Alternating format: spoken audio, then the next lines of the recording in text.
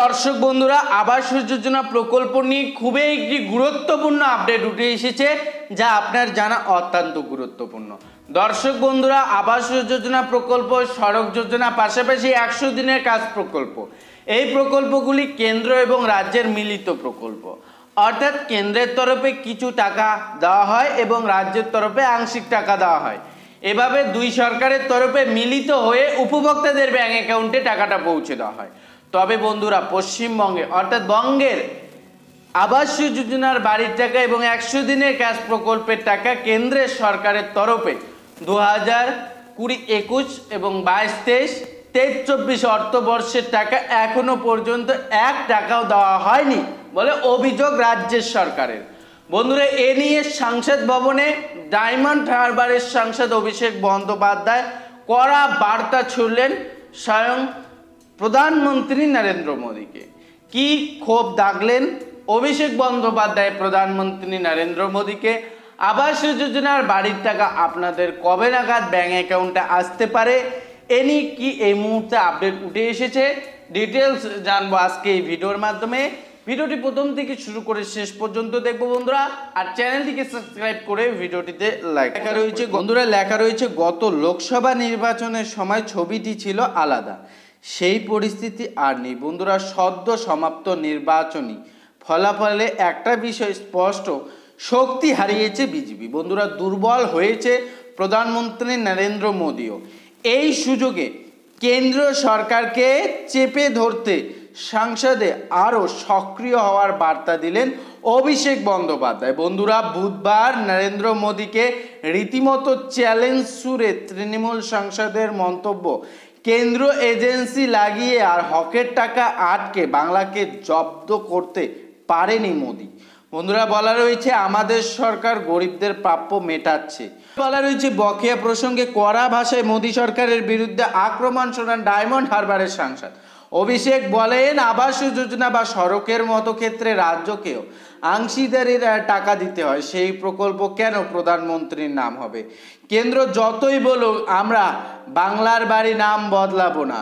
বিধানসভা ভোটে হারার পর থেকে রাজ্যকে কত টাকা দিয়েছে তা নিয়ে কেন্দ্র শ্বেতপত্র প্রকাশ করুক বলে চ্যালেঞ্জ ছোড়েন তিনি।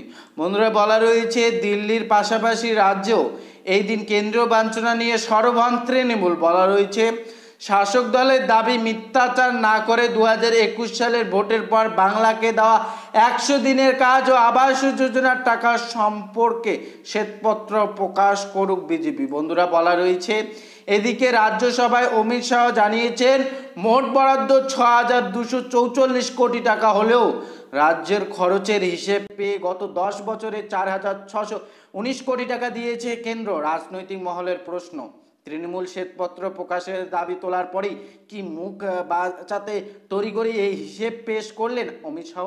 বন্ধুরা, বলা রয়েছে প্রধানমন্ত্রী আত্মনির্ভর বড়াই নিয়েও আক্রমণ শোনান অভিষেক।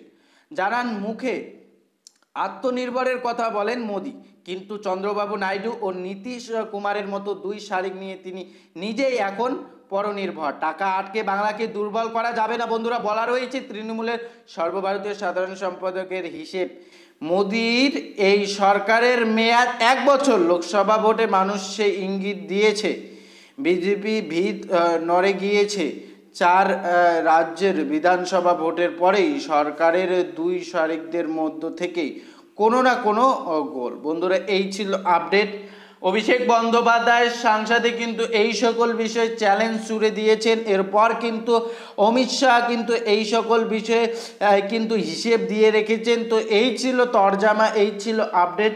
পাশাপাশি বাংলার যদি টাকা না দেয়, রাজ্যের সরকারের তরফে ঘোষণা করেই যাওয়া হচ্ছে যে বাংলার টাকা রাজ্যের সরকারের তরফে রাজ্যের কোষাগার থেকে ব্যয় করে উপভোক্তাদের ব্যাংক অ্যাকাউন্টে আগামী ডিসেম্বর মাসের আগেই উপভোক্তাদের পৌঁছে দেওয়া হবে। এ নিয়ে এই মুহূর্তে কার্যকলাপ শুরু করে দেওয়া হয়েছে রাজ্য সরকারের তরফে। গৃহশ্রী নতুন পোর্টাল খুলে কিন্তু নতুন করে পর্যবেক্ষণে কাজ শেষ করে সমীক্ষার পর কিন্তু 100% ত্রুটিমুক্ত তালিকা তৈরি করার পর উপভোক্তাদের ব্যাংক অ্যাকাউন্টে টাকা পাঠানোর কিন্তু একটা তড়িঘড়ি ব্যবস্থা চলছে রাজ্যের তরফে।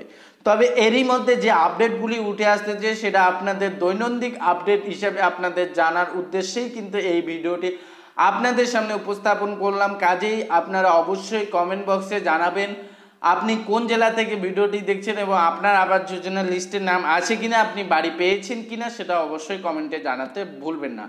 দর্শক বন্ধুরা, চ্যানেলটিকে সাবস্ক্রাইব করে ভিডিওটিতে লাইক প্রদান করবেন। দেখা হচ্ছে খুব শীঘ্রই আরও একটি নতুন ভিডিও।